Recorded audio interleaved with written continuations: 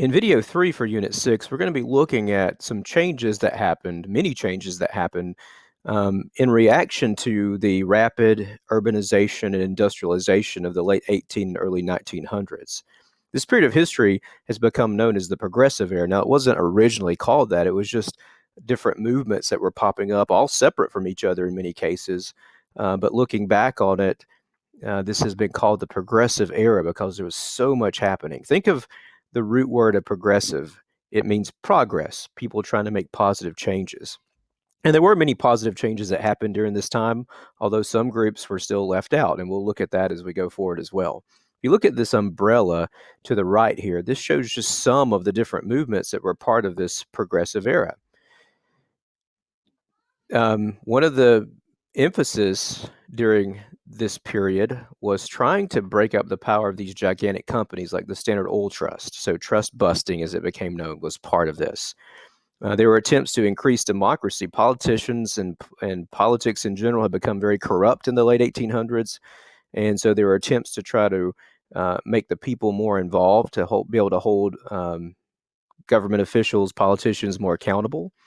There were concerns about environmental issues because of all the mining and pollution and things that were happening because of the rapid industrialization. There's civil rights issues that we're going to look at. Prohibition and women's rights kind of happen in the 1920s, but there's a big push for those two things during the Progressive Era. And then also a lot of labor reform. That was one of the key issues during the Progressive Era were labor reform issues. So just for a moment here, answer these two questions. What were some issues that led to the start of the Progressive Era? And list some of the goals of the Progressive Era. One group that emerged during the Progressive Era were called Muckrakers. Now, these are journalists. Today, we might call them investigative reporters or journalists. But they uncovered all kinds of corruption in politics, in businesses, in society in general. This was a new type of reporting. At first they were called muckrakers because people kind of looked down on them like they were stirring up, digging up dirt, so to speak, where the term muckraking came from. But as time went on, people came to appreciate the fact that these writers were exposing problems that people needed to know about. And oftentimes their books and articles, when they were read by the general public, led to outcries for change. One of the most famous books, and probably the example that most people use when they talk about muckraking, is The Jungle by Upton Sinclair. Now, this is not the Jungle Book with Mowgli or Baloo the bear. This is about a city, Chicago, that was the meatpacking industry, or the meatpacking headquarters, really, for a lot of the United States. And when Upton Sinclair visited this place, he saw all kinds of unsafe working conditions and just horrendous unsanitary practices and how the meat was being prepared for consumption by the people. And when people read this book, his intention really wasn't even just to focus on the meatpacking industry, but when people read the book, this is what stood out to them. Take just a moment to read this excerpt from the book, The Jungle.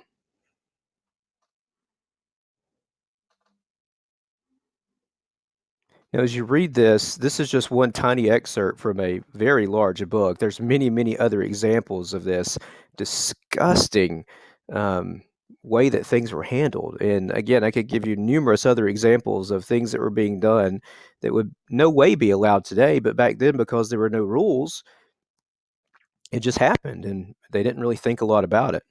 No doubt this is disgusting, but you can probably imagine many, many people got sick and died because of the way that their food was being handled. Another famous muckraker was Ida Tarbell.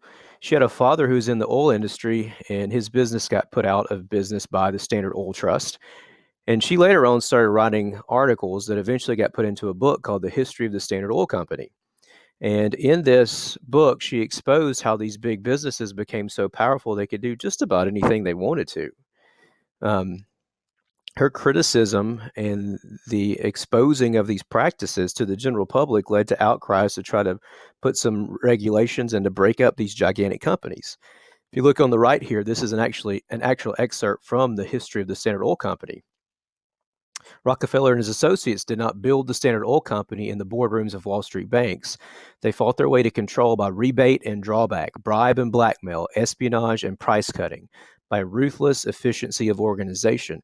So, what she's describing here are companies that, without laws in place to regulate businesses, were allowed to do just whatever they needed to put smaller companies out of business and therefore create these monopolies. She thought it was unfair, and many of the American people, when they read these things, also agreed with her. Another well known muckraker is a guy named Jacob Riis, who did things a little bit differently. He took photographs. He came up with a new revolutionary, or was using a new revolutionary way of taking pictures at night. And this upper right picture is one of the first pictures he took of people living in these tenements. This is in the poor part of town. His book was called How the Other Half Lives. And it was exposing how poor people, immigrants and other poor people, were living in these cities. And again, if you weren't from those areas of town, you never saw this kind of stuff. But these pictures made people aware of these problems. And again, his book as well led to movements to try to come up with safety codes for housing and also sanitation departments just to deal with all the filth that was being created. See these kids here, uh, napping on these stairs in the street, and it's just filth everywhere because there was no sanitation in most of these cities. So take a moment again to answer these questions. What does the term muckraker mean? Pick two of the muckrakers we mentioned and explain the tactics that they use to try to change public opinion. And then explain one thing from the book excerpts about the muckrakers or the pictures that you thought was especially impactful.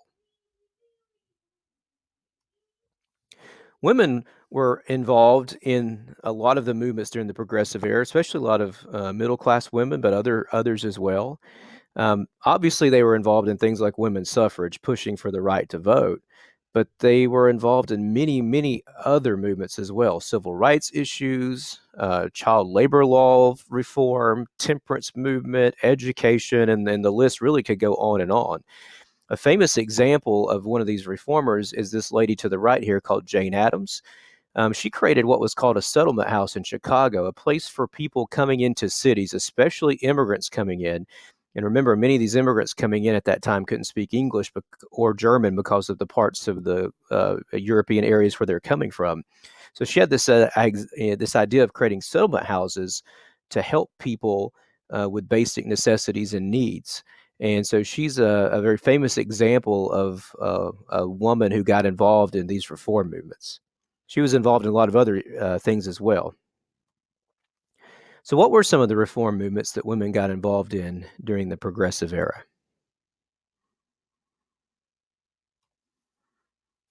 Now, one of the ongoing issues after the Civil War and the Reconstruction period was the establishment of what became known as Jim Crow laws that segregated people based on their race. These kind of came out of the black codes that we talked about during the Reconstruction period.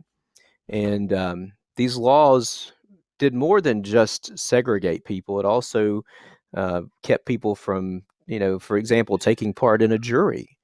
Well, that's important. It's supposed to be a jury of your peers. So if people of certain races weren't allowed to be part of juries, that means that those court cases were unfair. The Supreme Court case that firmly established Jim Crow laws as being legal was Plessy versus Ferguson. This was a court case about railroad cars that had been segregated, black and white. And the 14th Amendment says that all citizens have to be treated equally. So they thought they had a grounds to get these Jim Crow laws overturned because people weren't being treated equally. But the Supreme Court came back and said, well, as long as it's separate but equal, then we think segregation is okay. This court case, of course, has since been overturned because it was a bad decision by the Supreme Court. But at that time, they said separate but equal. The problem with separate but equal is that almost always things were separate. But as this political cartoon on the right shows, never were they equal. But this established Jim Crow as being the law of the land for almost 50 years after this court case. It also led to increased violence because it emboldened people to be more aggressive in their racist attitudes for those people that were racist because being they didn't fear getting in trouble because, for example, if they got accused of a crime, they're going to go in front of a jury, probably of all white men, and that jury probably would let them go even if they were guilty. One group that was established to try to fight against Jim Crow issues was the National Association for the Advancement of Colored People.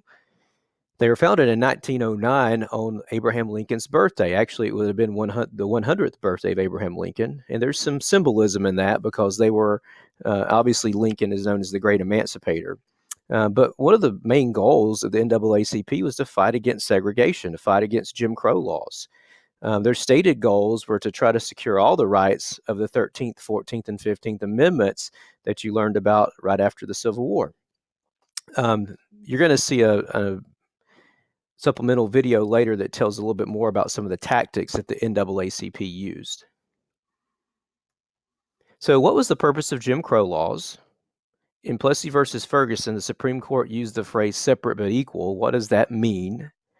And then what were some of the goals of the NAACP? Next, I want to talk about empowerment of voters. One of the movements during the Progressive Era was to try to get the common person more involved in politics, in creating laws, in establishing change. So there were things that were created like initiatives and referendums. Now, if you're old enough to vote or about old enough to vote, one of the things that you'll go into to vote for would be things like president and governor and so forth. But a lot of times on ballots nowadays, you'll see referendums. Those are things that the people vote on, and it's a yes or no kind of thing. And if the majority of people vote yes, then that becomes a law, regardless of whether or not the local government or the state government wants it to happen. So initiative and referendums are ways that we can get involved in creating change and creating laws. Also, the 17th Amendment was passed that allows us to vote for our senators. Before the 17th Amendment, the common person was not allowed to vote for their senators. The state government picked it. The 17th Amendment changed that so that now we, the people, go in and vote, and that's what determines who the senator will be for our state, or the two senators for our state. So all of these things allowed voters to have more political power at the local and state levels. One of the key focuses of the Progressive Era were labor laws. So some of the examples of things that happened during this time was a push for an 8-hour workday to cut down on the number of hours that people were being forced to work each day. Protections that were put in place to try to get rid of pictures like you see here on the right of these young children working in coal mines when they're, barely out of middle school. Some of them still at the middle school age. Safety regulations. There were all kinds of issues with safety during the rapid industrialization. And so a lot of laws were put in place to try to protect workers and to protect consumers. And another example would be things like worker compensation laws that were put into place to help people that were injured on the job. There's also a lot of concerns about environmental issues. This led to what became known as the conservationists. Theodore Roosevelt, was a very famous conservationist. He believed in progress. He knew that we needed to keep moving forward and our economy needed to keep growing, but he also thought that we should try to do that in a way that was responsible to the environment. One of the things that Theodore Roosevelt is famous for is setting aside millions of acres of national forest, many of which became national parks. And later on, other presidents followed his lead and created even more national forests and wildlife reserves. So what was the goal of laws such as referendums and the 17th Amendment? List examples of new labor laws that were created during the Progressive Era. And then what were some changes created by the conservation movement?